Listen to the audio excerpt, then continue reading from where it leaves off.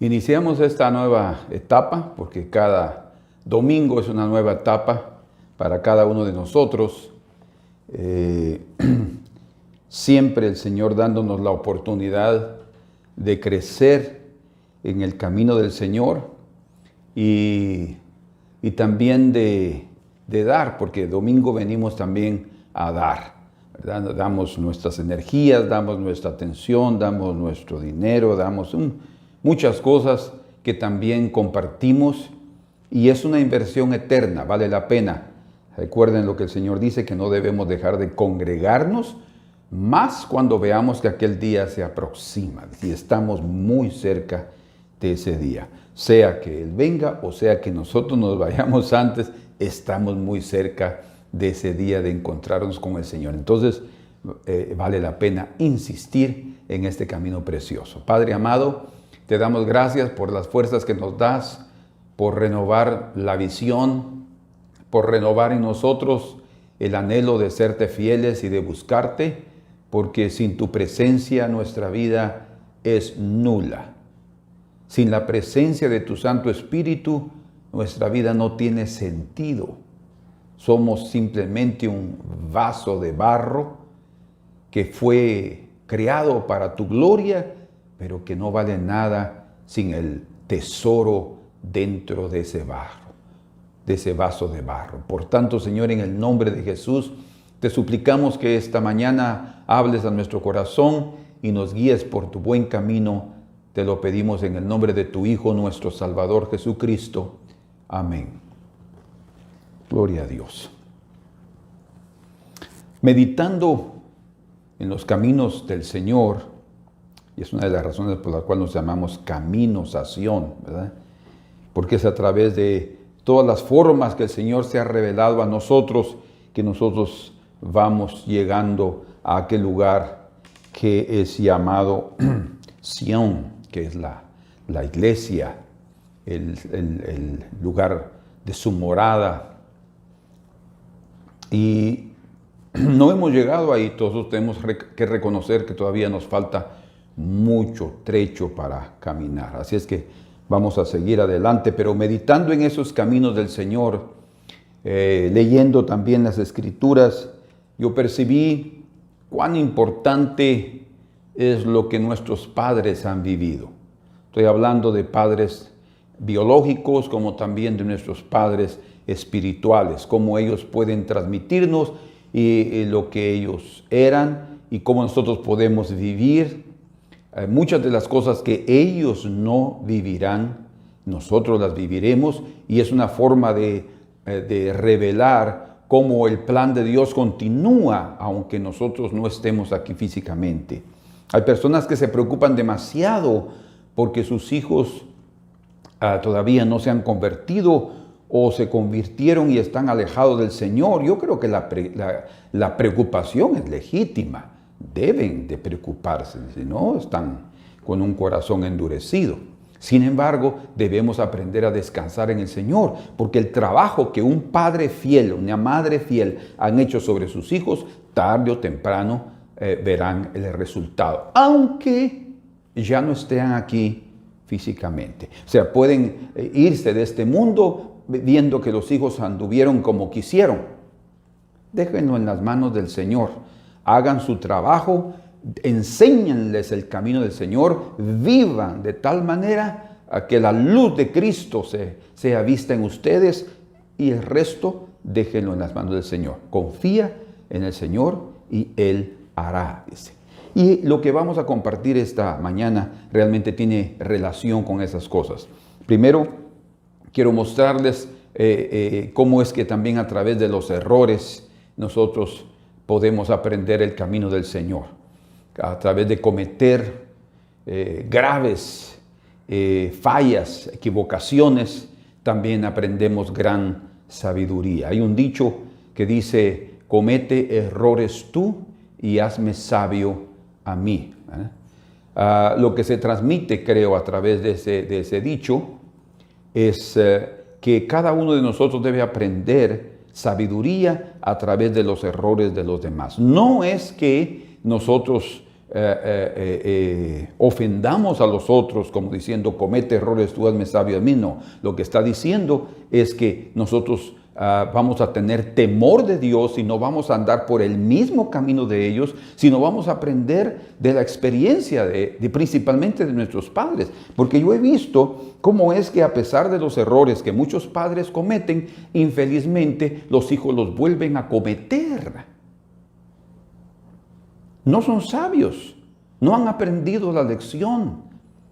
Creo que una de las razones es porque les falta atención, no han puesto atención, han sido negligentes en relación a poner atención porque les pasó esto y qué fue lo que ellos aprendieron. Y en segundo lugar, creo que otra de las razones por las cuales no aprendemos esa sabiduría es porque menospreciamos el precio que se paga para obtener la sabiduría. Es un precio alto. A veces es error, ¿verdad? Prueba y error, y no siempre es una cuestión de oír la voz de Dios directamente. El Señor sí nos habla, pero la mayoría de las veces somos sordos a esa dirección. Bueno, entonces, David en sus días, él deseó en su corazón y lo hizo, llevar el arca de Dios, que es el mueble que representa la presencia de Dios, que está en la persona de Jesucristo, llevarla a su casa que él había preparado en la ciudad de David, que era Sión, que queda en Jerusalén, dentro del perímetro de la ciudad de Jerusalén. Allí está el lugar de la ciudad de David, ¿verdad? Que era el palacio del rey, digámoslo así de esta manera. Y él en su jardín había preparado un lugar especial para el arca. Obviamente no era un lugar majestuoso, pomposo, sino un simple lugar, pero bien adecuado, digámoslo así, un lugar conveniente en su casa, en la casa de un hombre como David, para que el arca estuviera ahí y no siguiera más en Gabaón, donde había pasado por mucho tiempo. Habían prácticamente transcurrido desde los días de Moisés hasta los días de David, 500 años aproximadamente, y el arca pues había estado desde los días que salieron de la tierra de Egipto y comenzaron a construir el tabernáculo en el desierto, 2 años después aproximadamente que comenzaron a construirlo, después de salir de Egipto, después de recibir la ley y las instrucciones que el Señor les dio. Y por todo ese tiempo que pasaron en el desierto, el arca fue llevada por los sacerdotes, según la orden del Señor, deteniéndola en las varas, ¿verdad? Que estaban metidas y todavía encubierta con todos sus utensilios. Iban ahí en una plataforma, llevando también allí el arca. Entonces, pasaron mucho tiempo y ustedes saben la historia, qué fue lo que sucedió. Pero antes de llegar a ese punto, quisiera que leyamos en Primero de Reyes, capítulo número 8,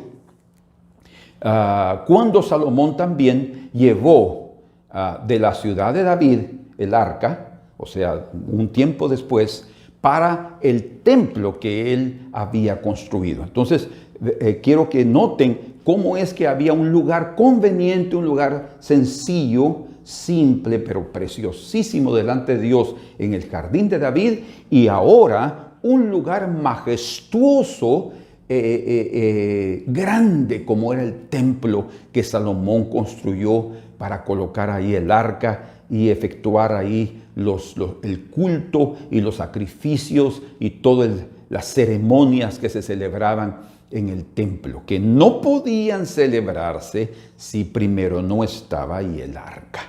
Entonces David hizo su parte, Salomón hizo su parte, pero leamos aquí entonces en 1 de Reyes 8, dice: entonces Salomón reunió entre sí, el verso 1, en Jerusalén a los ancianos de Israel, a todos los jefes de las tribus, vean ustedes, estaban ahí las personas más importantes, y a los principales de las familias de los hijos de Israel, para traer el arca del pacto de Jehová de la ciudad de David, donde la había tenido su padre, la cual es Sión, Y se reunieron con el rey Salomón todos los varones de Israel en el mes de Etanim, que es el séptimo mes, o es también llamado Tisri. Esos dos nombres tiene ese mes séptimo, que es el mes séptimo en el día de la fiesta solemne. Y dice, y vinieron todos los ancianos de Israel y los sacerdotes tomaron el arca y llevaron el arca de Jehová y el tabernáculo de reunión y todos los utensilios sagrados que estaban en el tabernáculo, los cuales les llevaban los sacerdotes y levitas. Muy bien, aquí vemos que Salomón tomó el paso correcto, el procedimiento correcto para llevar el arca al templo, es decir, a través de los sacerdotes y de los levitas que tenían que llevarla sobre sus hombros para introducirla en el lugar santísimo que ya estaba preparado ahí. Salomón llevó 7 años en construir el templo, 7 años, como dice aquí en 1 de Reyes capítulo 6, verso 37 dice, y en el 4.º año de su reinado, él comenzó a construir el templo. En el mes de Sif, que es el mes también llamado de Iyar, que es el 2.º mes del año judío, profético. Se echaron los cimientos de la casa de Jehová en ese 2.º mes. En el 11.º año, o sea, así él comenzó en el 4, en el 11.º año eran 7 años. En el mes de Bul, que es el mes 8º, fue acabada la casa con todas sus dependencias y con todo lo necesario, la edificó pues en 7 años. Aquí está diciendo claramente que fueron los 7 años. Él edificó pasó 13 años edificando su propia casa y 7 años la casa del Señor. Entonces, cuando eso sucedió, él no la inauguró inmediatamente en ese año, sino se esperaron 11 meses. Él esperó 11 meses para inaugurarla en el siguiente año, porque el siguiente año era un año de jubileo. O sea, cuando se está hablando de la escritura del año jubileo, es cada 50 años, ¿verdad? Entonces, ese año de jubileo, como todos sabemos, era el año de perdón, obviamente, en el día de tabernáculo, el día de Yom Kippur. El año de perdón, también se perdonaban las deudas, los pecados, también había redención y había liberación. Varias cosas, los esclavos se quedaban libres también en ese periodo. Varios aspectos se mencionan en cuanto a ese año de jubileo. Pues es un año de alegría, de mucha alegría, y ese año él inauguró el templo en la fiesta de los tabernáculos. ¿Por qué? Él esperó 11 meses para que se completara la inauguración o se hiciera la inauguración del templo en el año de jubileo y en el mes séptimo, cuando se celebraba la fiesta de tabernáculos, una de las 3 principales y probablemente donde la mayoría del pueblo llegaba a Jerusalén para celebrar al Señor. Y es interesante que haya sido la fiesta de los tabernáculos, ¿verdad? Porque en esa fiesta los judíos recordaban su periodo que pasaron por el desierto viviendo en tiendas, ¿verdad? Tiendas de campaña, digámoslo así, moradas en tabernáculos literalmente, y por eso la fiesta de tabernáculos ahora era la fiesta en la cual el Señor también, cuando el Señor habla del derramamiento del Espíritu Santo, ¿verdad? Bueno, sucedió en Pentecostés, en el libro de los Hechos, pero los tabernáculos está hablando también de la manifestación del Hijo de Dios cuando Él tomó un tabernáculo humano, o sea, lo que está diciendo el Señor morando en medio de los hombres como Él lo había prometido desde el desierto, cuando comenzaron a construir el tabernáculo, diciéndoles que Él quería morar en medio de ellos. Entonces, todas estas cosas sucedieron para preparar el momento cuando el arca fuera trasladada. Pero antes de eso, Él no lo pudo haber hecho correctamente si Él no hubiera aprendido de parte de su padre David. O sea, el error que había cometido David le valió la pena a Salomón porque él aprendió de la sabiduría de su padre. O sea, él no cometió el error, como leemos aquí. Vamos juntos a Primera de Crónicas capítulo 15. Primera de Crónicas, capítulo número 15. Dice en el verso 1, e hizo David también casas para sí en la ciudad de David, que es Sión, y arregló un lugar para el arca de Dios y le levantó una tienda. Ahí le preparó un tabernáculo para que ahí adentro quedara esa arca. Entonces dijo David, el arca de Dios no debe ser llevada. Bueno, aquí estamos viendo ya, nos estamos adelantando, pero antes de eso, ustedes saben, leámoslo aquí. El arca de Dios no debe ser llevada sino por los levitas, porque a ellos ha elegido Jehová que lleven el arca de Jehová y le sirvan perpetuamente. ¿Verdad? Él comprendió eso. Pero cuando nosotros leemos en segundo de Samuel, antes de seguir aquí en esto, veamos ahora segundo de Samuel capítulo número 6.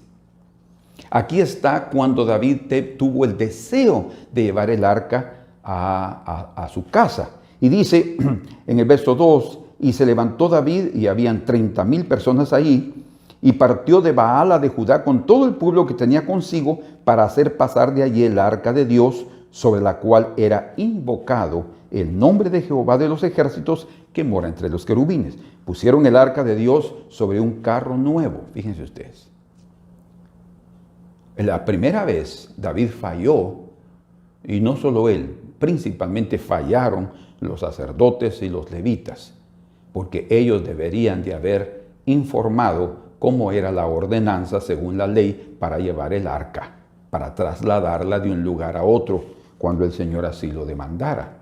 Otra vez, recuerden que desde Moisés hasta David habían pasado aproximadamente 500 años y durante ese periodo pues casi no se había movido el arca, ahora iba a se mover. Y anteriormente cuando leemos en primero de Samuel capítulo 6, vemos también cuando el arca había sido tomada por los filisteos, cuando derrotaron a Israel en los días del sacerdote Elí, se llevaron el arca y para regresarla los sabios filisteos, los sacerdotes de ellos les dijeron tenemos que regresarla en un carro nuevo. Fíjense ustedes, inventando cosas de cómo llevar el arca, la presencia del Señor a determinado lugar. Y así hasta el día de hoy ha sucedido dentro de la iglesia. Se están inventando siempre nuevas formas de cómo atraer a la presencia del Señor. Carros nuevos de filisteos. Y aquí David viene y dice que, el verso número 3, pusieron el arca de Dios sobre un carro nuevo. Tiene que ser nuevo porque es el Señor que va a ir ahí, ¿verdad? Tiene que ser nuevo para que nadie lo haya usado. Parece interesante, parece elogiable, parece hasta aplaudible lo que ellos estaban haciendo ahí, pero estaba fuera de toda la ordenanza. Nosotros podemos tener buenos pensamientos, buenas intenciones para hacer la obra de Dios, pero la obra de Dios se debe hacer según la ordenanza de Dios. ¿Por qué? Vamos a verlo después en las conclusiones que saquemos. Pusieron pues el arca de Dios sobre un carro nuevo y la llevaron de la casa de Abinadab, que estaba en el collado, y Uza y Ahío, hijos de Abinadab, guiaban el carro nuevo. Luego dice aquí, cuando lo llevaban de la casa de Abinadab, que estaba en el collado, con el arca de Dios, Ahío iba delante del arca. Y David y toda la casa de Israel danzaban delante de Jehová. Vean ustedes en su ingenuidad, en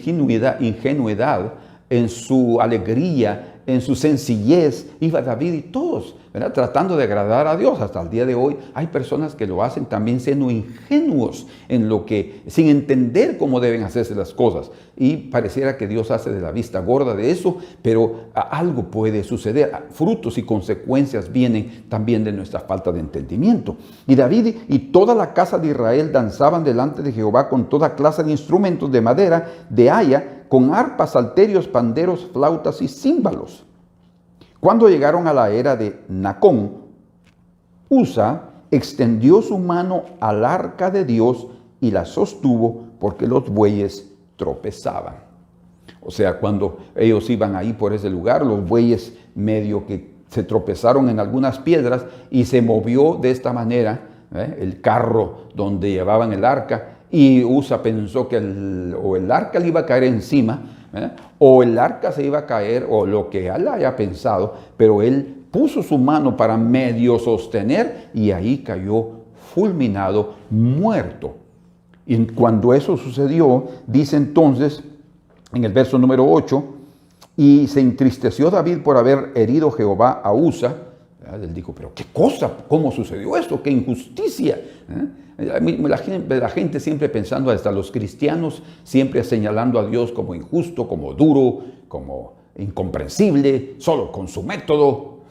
¿Por qué no aceptan nuestras ideas? Y se estremeció David por haber ferido Jehová a Usa y fue llamado a aquel lugar Pérez Usa, hasta el día de hoy, porque ahí pereció, ahí fue destruido. Y temiendo David a Jehová aquel día, dijo, ¿cómo ha de venir a mí el arca de Jehová? Si yo había tenido intenciones de traerla, ahora ya no la traigo, porque ese Señor es muy poderoso y se ira por cualquier cosita. Solo porque solo porque la puso la mano un levita, era un levita. Bueno, de modo que David no quiso traer para sí el arca de Jehová a la ciudad de David, y la hizo llevar David a casa de Obed-edom geteo, y estuvo el arca de Jehová en casa de Obed-edom geteo 3 meses, y bendijo Jehová a Obed-edom y a toda su casa. Y luego dice en el verso 12, fue dado aviso al rey David diciendo, Jehová ha bendecido la casa de Obed-edom y todo lo que tiene a causa del arca de Dios. Entonces David fue y llevó con alegría el arca de Dios a casa de Obed-edom a la ciudad de David. Bueno, aquí no se informa qué fue lo que sucedió en sí, que es lo que vemos en 1 de Reyes 15, pero sí vemos que durante esos 3 meses no hay duda que David se informó del procedimiento correcto que había que efectuar para poder trasladar el arca. Aquí entonces vemos en Primero de Crónicas, capítulo 15, dice entonces allí, verso 2, el arca de Dios no debe ser llevada sino por los levitas, llevada no por carros nuevos, ¿entienden? No por carros nuevos, no por ideas humanas, aunque sean maravillosas, ¿verdad? Excelentes. De esta manera podemos atraer a la presencia del Señor y multitudes también en la iglesia. Porque a ellos ha elegido Jehová para que lleven el arca de Jehová y les sirvan perpetuamente. O sea, Dios escogió a los levitas y sacerdotes. Hay textos en la Escritura que quedan bien claros que ellos debían llevarla, ¿sí? Entonces, dice aquí, bueno, Deuteronomio capítulo 10, verso 8, es uno de ellos, que debían ser llevados por ellos, por los levitas en sus hombros, pero también encontramos aquí, estábamos leyendo en 2 de Samuel 6, encontramos también en Números capítulo 4, verso 14 y 15, que el Señor ordenaba que eran los sacerdotes y levitas que debían llevar el arca, los hijos de Coat y todos ellos, capítulo 7, verso 9, y el capítulo 18 y verso 3 del libro de Números, dejan claramente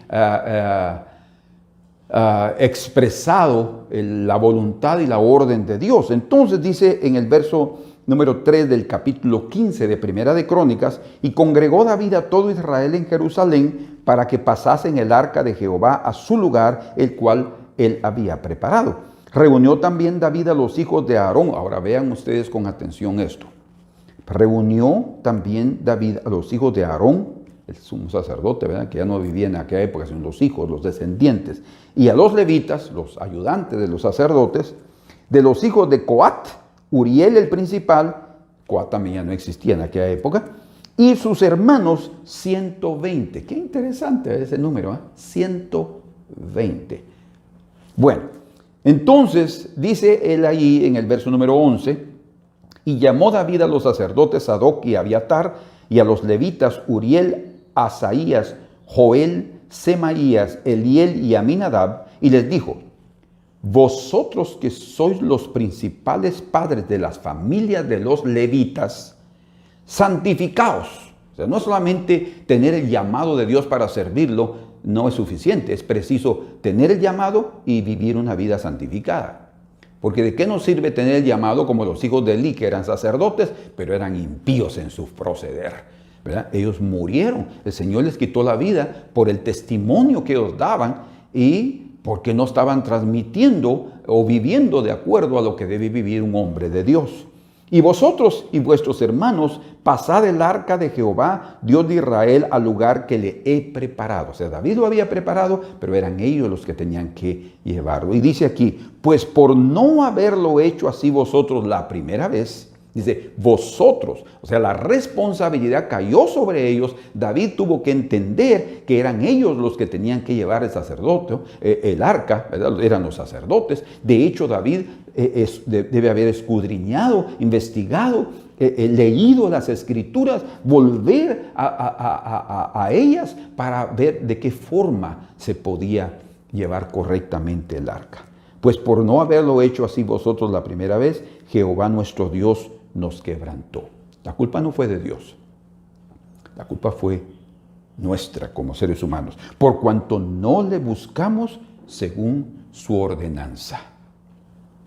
Así los sacerdotes y los levitas se santificaron, obedecieron, para traer el arca de Jehová Dios de Israel. Y los hijos de los levitas trajeron el arca de Dios puesta sobre sus hombros en las varas, como lo había mandado Moisés, conforme a la palabra de Jehová. Vean ustedes que habían pasado 500 años y el Señor no había cambiado en su ordenanza.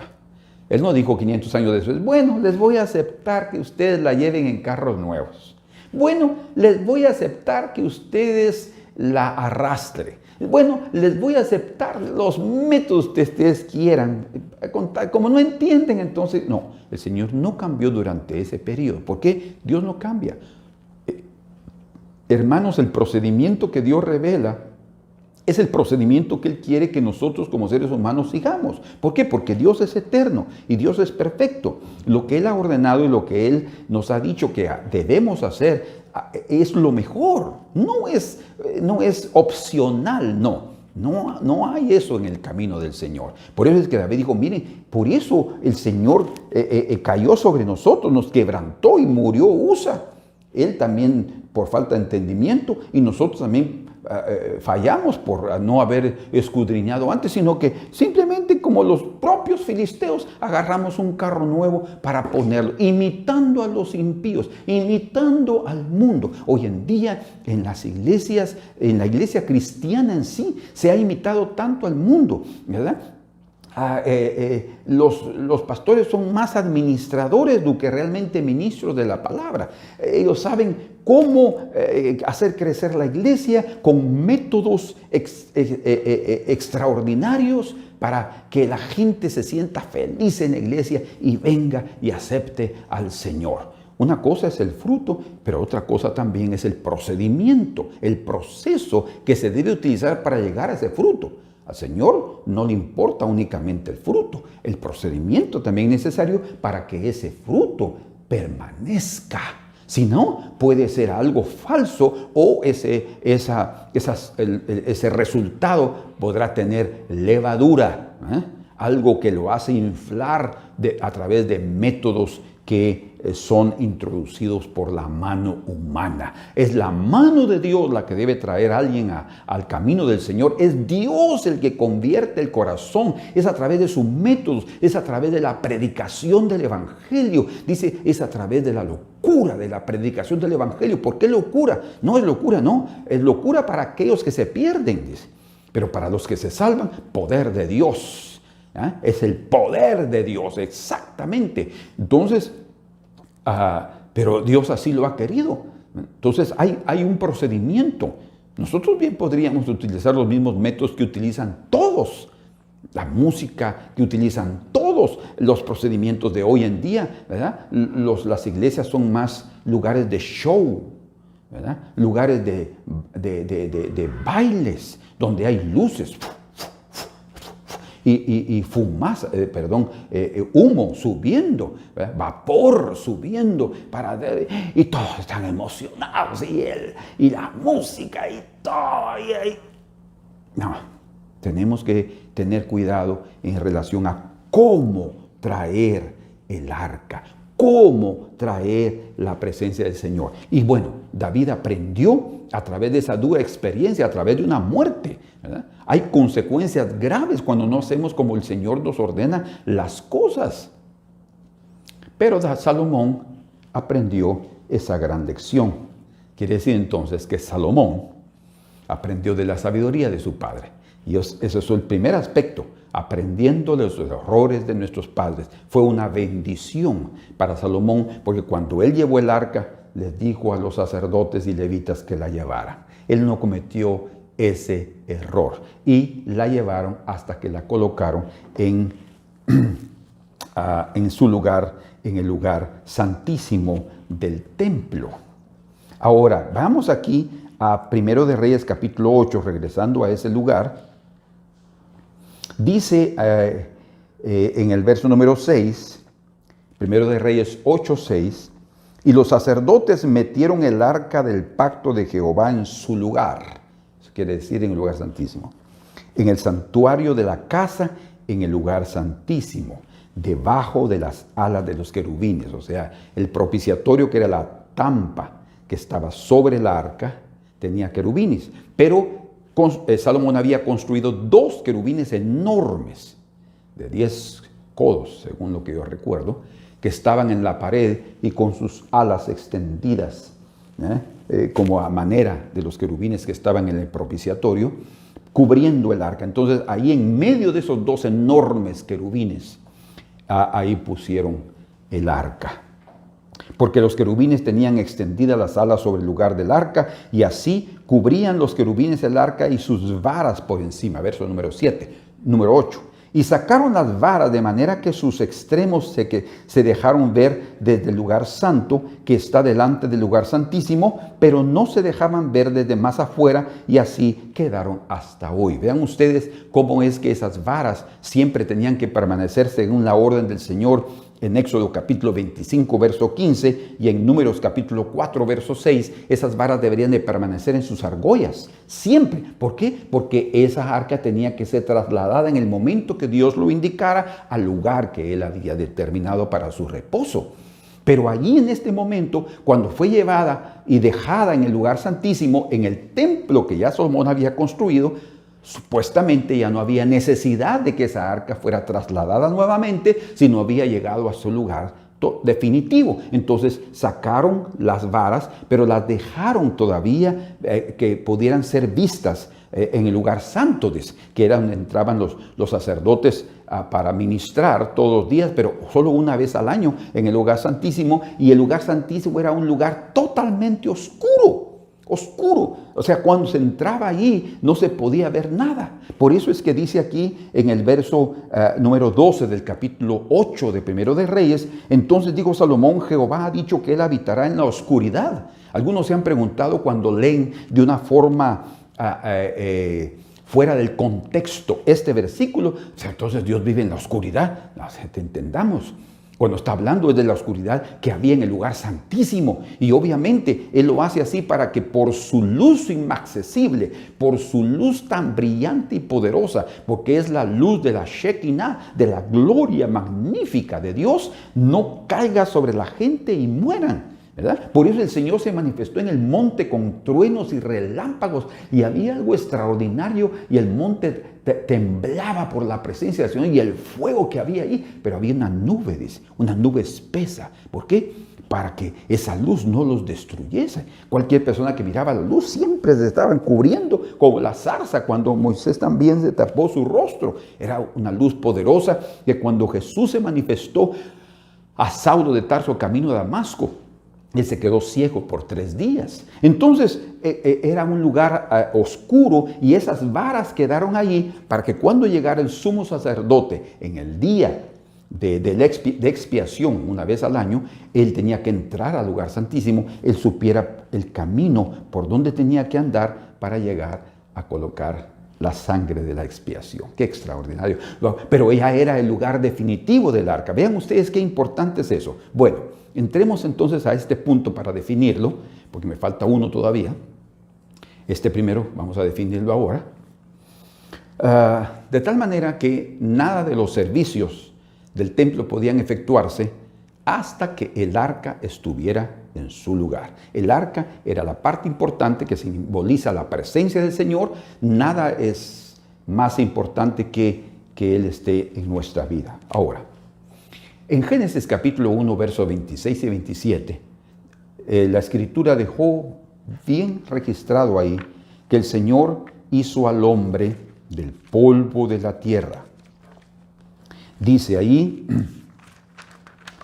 entonces dijo Dios, hagamos al hombre a nuestra imagen conforme a nuestra semejanza.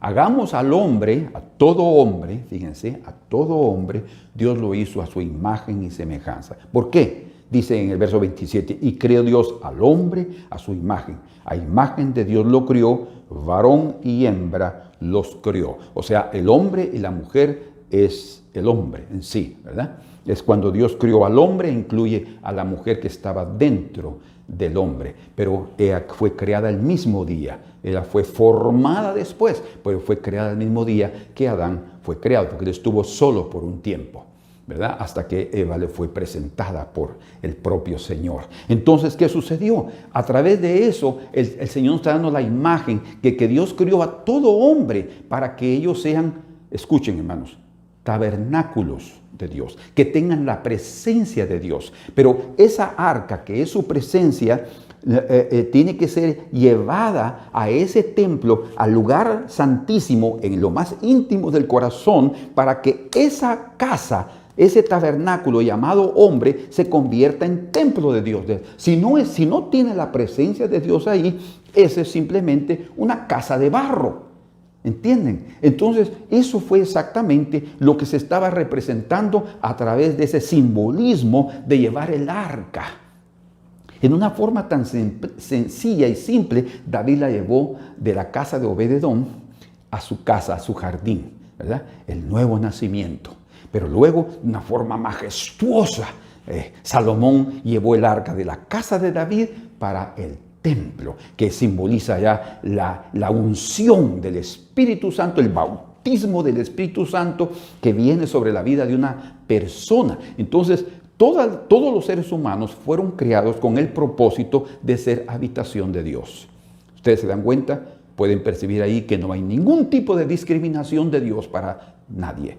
¿Por qué se pierden? Es por voluntad humana. ¿Por qué se pierde? Es porque rechazan la oportunidad de Dios. ¿Por qué se pierde? Por la ignorancia. Porque no están dispuestos a rendirse delante del Señor y a llevar la presencia del Señor sobre sus hombros. Porque eso implica, primero, un reconocimiento. Segundo, una responsabilidad. Y tercero, implica también la voluntad de estar dispuestos a llevar la cruz. Como el Señor dijo, aquel que quiera venir en pos de mí, tome su cruz cada día y sígame. Eso requiere reconocimiento. ¿Por qué? Porque es necesario reconocer nuestros pecados, confesar que somos pecadores, el ser humano. Entonces, ese primer paso tiene que dar. Luego, responsabilidad. Es el reconocimiento, la expresión de que estamos conscientes, o podemos decir así, es la conciencia de nuestros privilegios y nuestras obligaciones.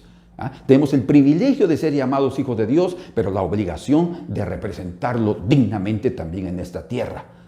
Y por último, la voluntad, la voluntariedad. ¿Por qué voluntariedad? Tenemos que estar dispuestos a voluntariamente rendirnos y llevar la carga con gozo. El Señor se dice: venid a mí los que estáis trabajados y cargados y yo os haré descansar. Pero luego dice: tomad mi yugo sobre vosotros. Ahí hay una responsabilidad. Y aprended de mí que soy manso y humilde de corazón. Habrá un fruto maravilloso de obedecer, pero es preciso llevar su presencia sobre nuestros hombros. Nuestros hombros representan nuestra responsabilidad, representan la capacidad que tenemos de llevar una cierta carga. Pero la carga del Señor no es pesada, es leve. Mi fardo, mi carga es suave, dice, y mi yugo es suave, es leve su carga. Entonces, adelante, tenemos que seguir, pero todos los hombres entonces fueron creados para ser templos de Dios, mas no todos llegan a serlo. ¿Por qué razón? Porque no todos están dispuestos a recibir el arca en sus corazones y a recibirla con el procedimiento correcto. Por eso es que una de las lecciones que David aprendió es que a Dios también le interesa mucho, le importa mucho el procedimiento, no únicamente el resultado. No importa cómo vengan las almas, ¿verdad? Hagamos lo que sea necesario. No, el procedimiento también es correcto, porque el procedimiento va a indicar que nosotros estamos haciendo las cosas como Dios nos lo ha mandado, no por métodos humanos, carros nuevos, o peor imitando los carros de los filisteos. No, tenemos que hacerlo a través de la predicación de la cruz, a través del mensaje del evangelio. Y cuando eso sucede, entonces esas personas se convierten en el templo del Espíritu Santo. Bien dice la Escritura en el Salmo 50, en el verso número 16, hay un texto ahí que revela la importancia de la conversión. 50, 16. Dice, pero al malo dijo Dios, ¿qué tienes tú que hablar de mis leyes y que tomar mi pacto en tu boca? ¿Qué tienes tú? Le dice al malo. ¿Quién es el malo? El inconverso, el que no cree todavía en el Señor. Usted dice, pero hay personas inconversas que son buenas gente. Eso es otra cosa. Estamos hablando de personas que tienen de buen corazón. Eso no significa que ellos se van a ir por su buen corazón al cielo. Nadie por buena gente se entra al cielo. Se entra al cielo por la conversión y por la fe en el Señor Jesucristo. Pero para poder tomar, dice aquí, la ley mencionar la ley, hablar de la ley y tomar el pacto en la boca, es preciso recibir al Señor. Porque la ley dice, porque el Señor no está lejos, dice, está cerca de ti, en tu boca y en tu corazón. Si confiesas a Jesucristo, dice, serás salvo. Entonces ahí viene la conversión. Bien dice la Escritura también en el libro de Efesios, en su capítulo número 2, hablando de nosotros, dice, y Él nos dio vida a vos, y Él os dio vida a vosotros cuando estabas muertos en vuestros delitos y pecados. Delitos y pecados malos, personas malas. Buena gente porque alguna vez hacemos una cosita, entendemos, lloramos por los otros, lloramos con ellos, en fin, eso no tiene nada que ver con ser sido perdonado. En los cuales anduvisteis en otro tiempo. Nosotros, que convertidos, fuimos también impíos igual que ellos. Y dice, siguiendo la corriente de este mundo, debajo de la influencia de Satanás, conforme al príncipe de la potestad del aire, el espíritu que ahora opera en los hijos de desobediencia, impíos, entre los cuales también todos nosotros, y Pablo se incluyó, vivimos en otro tiempo, en el tiempo de nuestra ignorancia y en los deseos de nuestra carne, ¿verdad? Según nuestros pensamientos, según nuestros caminos, haciendo la voluntad de la carne, no de Dios, y de los pensamientos. Y éramos por naturaleza hijos de ira, lo mismo que los demás. Todos los impíos son hijos de ira. Todos los seres humanos están perdidos si no reciben al Señor. Pero cuando reciben al Señor, se convierten en templo del Espíritu Santo. Bien dice la Escritura, en el libro de Hechos, capítulo 15, verso 8, Pedro hablando en el concilio en Jerusalén, el primer concilio, hablando sobre la conversión de los gentiles, él dice ahí que el Señor, conociendo el corazón de ellos, les dio el mismo espíritu que ellos habían recibido. ¿Por qué? Conociendo el corazón de ellos, porque el Señor sabía que esos impíos gentiles se habían convertido, habían reconocido su situación de pecadores, estaban dispuestos a confesarlo, habían estado dispuestos a tomar su responsabilidad, ¿verdad? Y su privilegio y sus obligaciones, y a estar dispuestos a seguirlo, no importando las consecuencias que vienen después de seguir al Señor, porque habrá persecución. Él dijo que aquel que lo siga y que tenga su nombre, su vida, en las bienaventuranzas dice, bienaventurados serán cuando vos persiguieren, dice. ¿Por qué? Porque mi nombre está en ustedes. Aquel que no entiende las cosas va siempre a ver como una amenaza lo que sucede en su vida y no como un privilegio que tener la presencia del Señor. Bien dice también la Escritura, ¿o no sabéis que vosotros sois templo del Espíritu Santo? ¿Cuándo nos convertimos en templo? Cuando el arca entra. Si no, es simplemente un gran edificio vacío, sin sentido. Pero cuando la arca entra, entonces ahí nos convertimos en templo del Espíritu Santo. Y 2 Corintios 6:16 dice, ¿y qué relación tiene el templo de Dios con los ídolos? Nosotros no podemos, siendo templo de Dios, vivir también en este mundo con la idolatría de este mundo. ¿Por qué razón? Porque el Señor nos ha llamado a ser santos. Por eso es que el Señor a través de David les dijo a los sacerdotes y levitas: santificaos.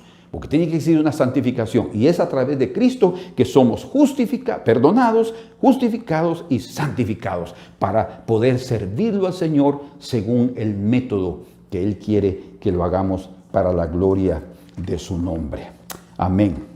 Entonces, luego, después de que el arca ya fue llevada allí, dice la Escritura en el verso número 10 del capítulo 8 de Primero de Reyes: y cuando los sacerdotes salieron del santuario, la nube llenó la casa de Jehová, y los sacerdotes no pudieron permanecer para ministrar por causa de la nube, porque la gloria de Jehová había llenado la casa de Jehová. Ese es el propósito de Dios. Dios quiere llenar su casa y que la carne, los sacerdotes, los hombres, los humanos con sus ideas hasta religiosas, fantásticas, estén ahí en el templo. Cuando el Señor llega, es Él el que debe prevalecer.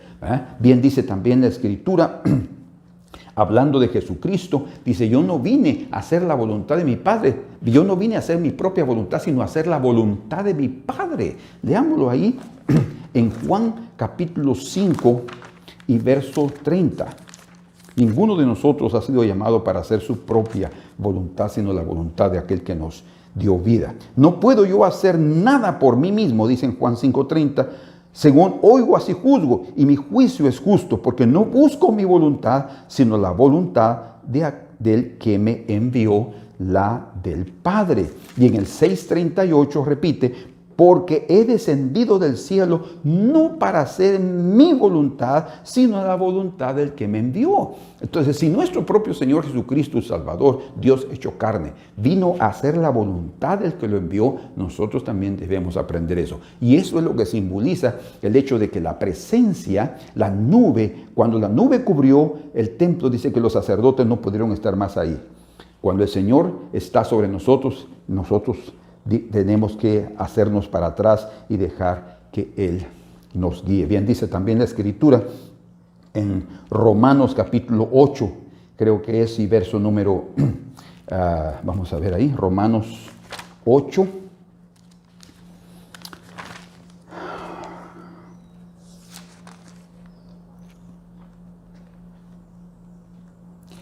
5 dice: porque los que son de la carne piensan en las cosas de la carne, pero los que son del Espíritu en las cosas del Espíritu. Tremendo. Y también es bien claro que dice que aquellos que son guiados por el Espíritu de Dios, estos son verdaderamente hijos de Dios. Los que son guiados por el Espíritu de Dios. Entonces, y esa es la nube. Es exactamente lo que el Señor le reveló en Lucas capítulo 1, verso 35 a María, cuando le dijo: Señor, ¿y cómo se fará esto? O sea, ¿cómo nacerá el hijo? Porque yo no conozco varón, no he tenido relaciones con un varón, dijo María. Entonces, en el verso 35, el ángel le dijo, dice: el Espíritu Santo vendrá sobre ti, y con su sombra, la sombra del Espíritu Santo, y Él te hará sombra, y el Espíritu te hará sombra, es esa nube, ¿verdad? Y por tanto el santo ser que nacerá será llamado Hijo de Dios. O sea, es el fruto, la presencia de Dios en cada vida va a surgir a través de la presencia del Espíritu Santo. Es el Espíritu Santo que toca una vida y realmente la convierte en un verdadero Hijo de Dios. Por eso dice la Escritura aquí en Juan capítulo número 3, el Señor Jesucristo hablando del nuevo nacimiento, pero luego dice Él aquí, el viento sopla, 3:8, sopla de donde quiere y oye su sonido, mas ni sabe ni de dónde viene ni a dónde va. Así es todo aquel que es nacido del Espíritu, es guiado por la nube. Es la nube en el desierto que se movía, o la columna de fuego en la noche, y les buscaba un lugar de reposo, y ahí ellos tenían que ir. La presencia de la nube, como el ángel le dijo a María, es la que va a dar a luz al Hijo, el que va a traer nueva vida. No necesitamos la intervención del hombre, no necesitas tener una relación relación con un hombre no es a través de las ideas humanas que la obra de Dios es hecha, es a través de la intervención del Espíritu Santo. Y como dice la Escritura en el libro de Isaías, en su capítulo número 17, vamos ahí juntos, hablando de Jacob, Israel, en el verso número 4, 17, 4. Ese verso para mí es muy impresionante. Dice, en aquel tiempo la gloria de Jacob se atenuará. Va a dejar de brillar la gloria de Jacob como hombre y se enflaquecerá la grosura de su carne. La grosura de su carne, ¿verdad? Lo que representa lo que nosotros formamos en nuestro cuerpo. Eso no significa que todos van a estar bien flaquitos, no, pero sí espiritualmente. Ya no habrá más influencia de la carne, no será la energía humana la que hará brotar las cosas, sino la energía, la gloria y el poder que viene de los cielos. Entonces, hermanos, la idea transmitida es que la carne no prevalezca más. Cuando los sacerdotes salieron, entonces la nube comenzó a prevalecer. Y por último, un segundo pensamiento que les dejo es exactamente lo que dice aquí en Primero de Reyes, capítulo número 8, donde estábamos. Cuando Salomón estaba inaugurando el templo, entonces dijo Salomón, Jehová ha dicho que él habitará en la oscuridad y yo he edificado casa por morada para ti, sitio en que tú habites para siempre. Y volviendo el rey su rostro, bendijo a toda la congregación de Israel y toda la congregación de Israel estaba de pie. Y dijo, vean ustedes, bendito sea Jehová, Dios de Israel, que habló a David mi padre lo que con su mano ha cumplido, diciendo, desde el día que saqué de Egipto a mi pueblo Israel, no he escogido ciudad de todas las tribus de Israel para edificar casa en la cual estuviese mi nombre, aunque escogí a David para que presidiese a mi pueblo Israel. Y David, mi padre, tuvo en su corazón edificar casa al nombre de Jehová su Dios. Vean ustedes ahora este otro aspecto de la vida de David. Primero, él cometió un error, pero su error lo llevó a entender cómo el camino de Dios es necesario hacerlo para cumplir sus propósitos. Salomón aprendió del error de su padre y él no cometió ese error, él fue sabio en ese aspecto. Ahora él está construyendo la casa, mas él está consciente que la construcción de la casa fue también idea de David. Sin embargo, la idea de David no se concretizó en sus días, sino hasta en los días de su hijo. Es para que nosotros entendamos que muchas de las cosas que nosotros tenemos en el corazón, que pueden ser buenas y santas, no necesariamente van a cumplirse en nuestros días. Pueden llegar hasta los días de nuestros hijos o de nuestros nietos, pero se cumplirán si ha venido de parte de Dios. Y era exactamente lo que David estaba experimentando aquí y lo que Salomón estaba concretizando. Él estaba diciendo, miren, David tuvo en su corazón el deseo. Y vean lo que dice aquí. Verso 17, capítulo 8. Y David mi padre tuvo en su corazón edificar casa al nombre de Jehová Dios de Israel. Pero Jehová dijo a David mi padre, cuanto a haber tenido en tu corazón edificar casa a mi nombre, bien has hecho en tener tal deseo. Qué precioso, ¿eh? Hiciste bien, pero no serán tus días. Nosotros podemos decir, pero Señor, esto es maravilloso, ¿por qué no se realiza? ¿Por qué no lo realicé? ¿Por qué no lo logré? Es porque nosotros tenemos que acompañar el plan de Dios. No podemos nosotros tener el buen deseo y hasta decir que viene de Dios y que entonces debe se realizar en mis días. No necesariamente.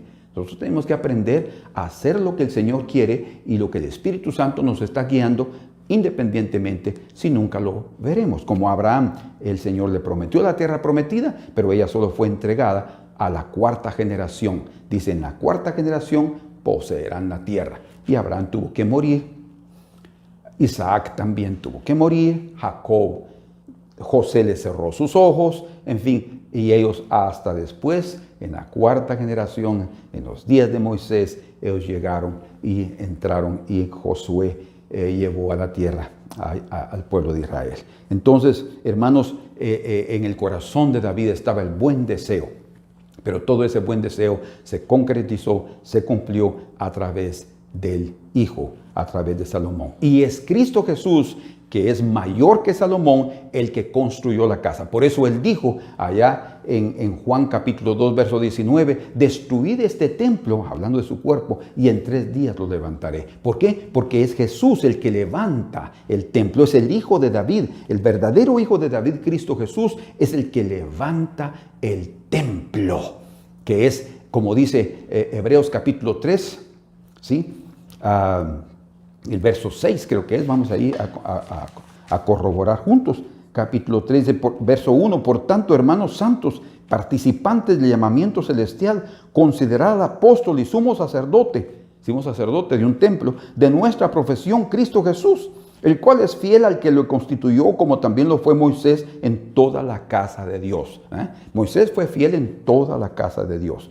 Ahora dice aquí, porque de tanto mayor gloria que Moisés es estimado digno Cristo Jesús, cuanto tiene mayor honra que la casa el que la hizo. ¿Quién construyó la casa? Es el Señor. Por eso dice en 3 días lo levantaré. ¿Por qué? Juan dice ahí, y él estaba hablando de su cuerpo. Y eso lo entendieron después de su resurrección.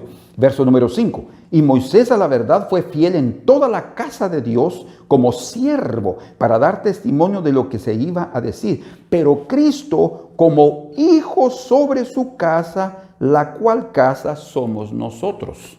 O sea, nosotros somos la casa de Dios y Cristo la edificó a través de su muerte y de su resurrección. Somos el cuerpo de Cristo, es el templo del Señor, que también Él le dijo, ustedes quédense en Jerusalén, ¿verdad? Un grupo de 120, como de 120 reunidos, ya habiendo nacido de nuevo, porque Cristo ya había resucitado, creyendo en Jesús con todo su corazón, pero todavía necesitaban ser investidos con el poder del Espíritu Santo. Y en Hechos capítulo 2, el Espíritu Santo, la nube de Dios, descendió sobre ellos y ellos comenzaron a ser guiados por el Espíritu Santo para predicar la palabra de Dios por todas partes. Jerusalén, Judea, Samaria y hasta lo último de la tierra. Qué extraordinaria la obra que el Señor hizo, y es lo que Él quiere hacer con cada ser humano. 2 cosas importantes entonces que nunca debemos olvidarnos es, como lo aprendió David, es que para el Señor el proceso también importa mucho, no solamente el fruto. No es como dice el fin justifica los medios, ¿verdad? No importa lo que yo haga con tal de alcanzar aquello. No, hay un proceso que yo debo seguir. Hay un método, una metodología divina que yo debo obedecer. Debemos de llevar el arca al reposo, pero hacerlo de la manera que Dios ha establecido. David también aprendió que los hombres, los levitas, que tienen un llamado de Dios. Todos nosotros como pastores tenemos un llamado de Dios, pero no es suficiente tener el llamado de Dios. Necesitamos santificarnos, vivir una vida correcta, adecuada, para tener también buenos resultados y que nuestro fruto permanezca. Y por último, David se dio cuenta que, bueno, en Primera de Crónicas, capítulo 13, del verso 1 al 4, dice que cuando él quiso traer el arca a Sión, a la ciudad de David, él consultó con los líderes y con todos, y todos dijeron, es maravilloso lo que estás pensando, hagámoslo. Bueno, de ahí vino el desastre que sucedió. Entonces David también aprendió que consultar a los líderes del pueblo para traer el arca de la alianza es importante, sí, pero no es suficiente. Él debería de haber consultado también al Señor para que el Señor le indicara cómo hacerlo, pero no lo hizo. Así sucede muchas veces con nosotros. Tomamos decisiones muy personales, decisiones que parecen maravillosas a nuestros pensamientos, la cabeza de oro fino, como la estatua de Nabucodonosor, y lo hacemos y después nos lamentamos y el Señor, pero ¿por qué sucedió esto? Porque también necesitamos consultarle al Señor y decirle, Señor, ¿es esto lo que tú quieres? Y ponerlo en sus manos. Los buenos y preciosos deseos, Dios los considera. Y eso nos hace ser parte y acompañar el plan de Dios para que sea, y el reino de Dios para que sea establecido en esta tierra. Pero para que eso suceda, nosotros necesitamos estar en su presencia y aceptar también el tiempo que Dios tiene para cada uno de nosotros en el cumplimiento de su voluntad. Hermanos amados, que Dios nos dé la gracia, porque ahí están las 2 cosas reveladas el momento sencillo del nuevo nacimiento a través del arca en la ciudad de David, en el jardín, y luego la unción del Espíritu Santo, el bautismo del Espíritu Santo, cuando el arca es introducida o es llevada al lugar santísimo en el templo de Salomón. Ahí nos convertimos en el templo. Desde el momento que nacemos de nuevo ya somos el templo, pero es necesario también ser ungidos con la nube para que la gloria permanezca en ese lugar y todos puedan decir, esa es la casa de Dios. Para que no hagamos carnalidades, sino que la voluntad de Dios, aquellos que son guiados por el Espíritu de Dios, es Romanos 8:15, dice, ellos son verdaderamente hijos de Dios, o 19. Pero Dios nos dé su gracia, mis amados hermanos, para que en todo momento nosotros agrademos al Señor. Amén. Que el Señor nos ayude.